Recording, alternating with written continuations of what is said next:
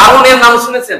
কারণ হ্যাঁ, মুসা আলাইহিস সালামের কোন কোন তাফসীরের মধ্যে এসেছে মুসা আলাইহিস সালামের চাচাতো ভাই ছিল।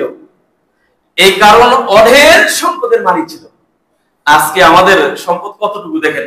কারণের যে সম্পদ ছিল, এই সম্পদ কোরআনে কারিমের মধ্যে আল্লাহ তাআলা বলছেন যে কারণের যে পরিমাণ সম্পদ ছিল, ওই যে খাজিনা ছিল, সম্পদ যেখানে সংরক্ষণ করে রাখতো, ওই ঘরগুলোর চাবি বহন করার জন্য এক প্রকার যুবক, এক শ্রেণীর একদল যুবক হিমশিম খেয়ে যেত সে চাবিটা বহন করার জন্য।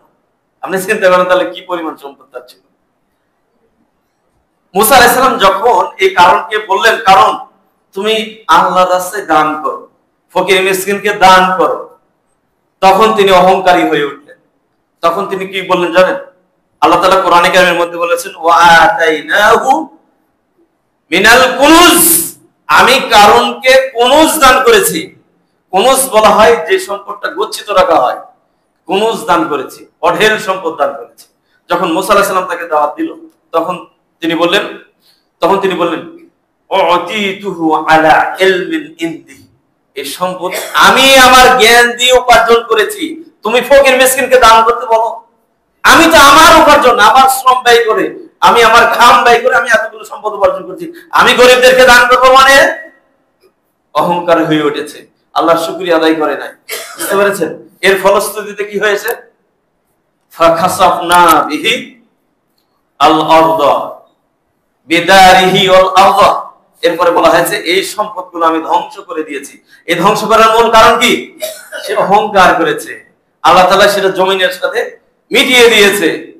এটা ওই কারণের ধন সম্পদ যেই এলাকাতে ধ্বংস হয়েছে, ওটা ওই যে ইজিপ্টে, মিশরে, ওই জায়গাগুলো আমি দেখেছি, সেখানে বিশাল এলাকা, এটাকে বলা হয় বুহাইরা কারুন।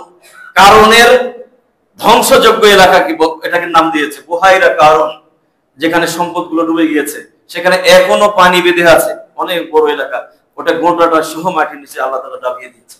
এর কারণ কি? এর কারণ হচ্ছে অহংকার, সে অহংকার হয়ে গেছে। ইসলামের ইতিহাসে অনেক ইতিহাস রয়েছে যে ধন সম্পদের অহংকার করার কারণে আল্লাহ তাআলা গজব নাযিল করেছে।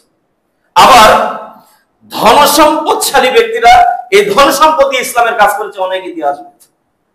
যেমন তাবুকের যুদ্ধে উসমান রাদিয়াল্লাহু তাআলা আনহু, উসমান রাদিয়াল্লাহু তাআলা আনহু কুরাইশদের মধ্যে সেই সময়ের সবচেয়ে বড় ধনী লোক ছিলেন, আর এই সম্পদগুলো তিনি ইসলামের পথে ব্যয় করেছেন।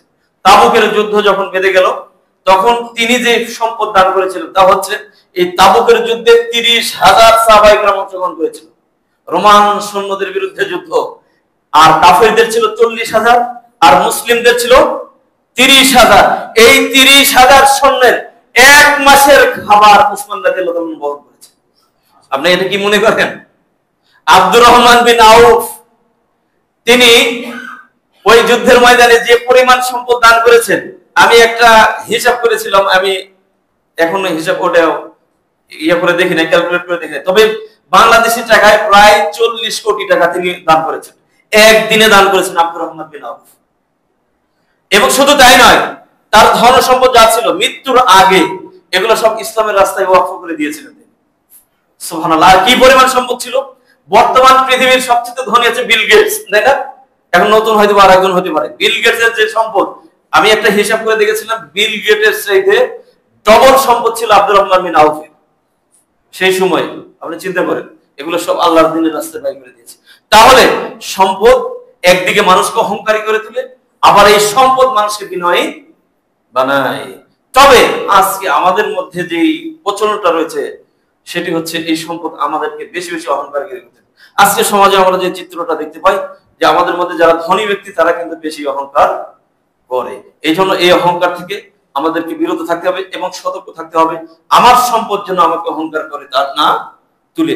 বুঝতে পারছি ওই যে অহংকারের যে 4টা স্তর, এই 4টা স্তর আমাকে অঙ্কন করতে হবে, আমাকে ক্যালকুলেট করতে হবে, হিসাব করতে হবে, এই 4টা স্তরে কোন স্তরটা আমার মধ্যে আছে এটাকে বের করতেই হবে, করতে হবে, নইলে পরকালীন জগতে জাহান্নামে যেতে হবে। ধন সম্পদ আমাদেরকে এইভাবে অহংকার করে তোলে। তো ধন সম্পদের, দেখেন ধন সম্পদের অহংকার মানুষ কেন করে? অহংকার করা কি উচিত? ধন সম্পদের বলে অহংকার কোন অবস্থাতে করা উচিত নয়, কারণ আল্লাহ রাব্বুল আলামিন ইচ্ছা করলে ধন সম্পদ মুহূর্তের মধ্যে ধ্বংস করে দিতে পারে না। পারে কিনা বলেন? অনেক ব্যক্তি আছে দেখবেন যে সমাজে গ্রামগঞ্জে এক সময় অনেক টাকার মালিক ছিল, অনেক ধনী ছিল, এখন সে ভিক্ষার ঝুলি কাঁধে নিয়ে ভাঙ্গা থাল হাতে নিয়ে রাস্তায় রাস্তায় ঘুরছে। এমন আছে না? আছে, কিন্তু অনেক আছে।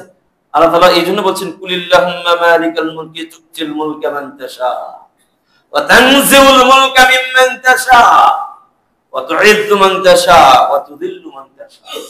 আল্লাহ তাআলা যখন ইচ্ছা করেন তখন কি করেন? এই সম্পদগুলো ছিনিয়ে নিতে পারেন, ক্ষমতা ছিনিয়ে নিতে পারেন।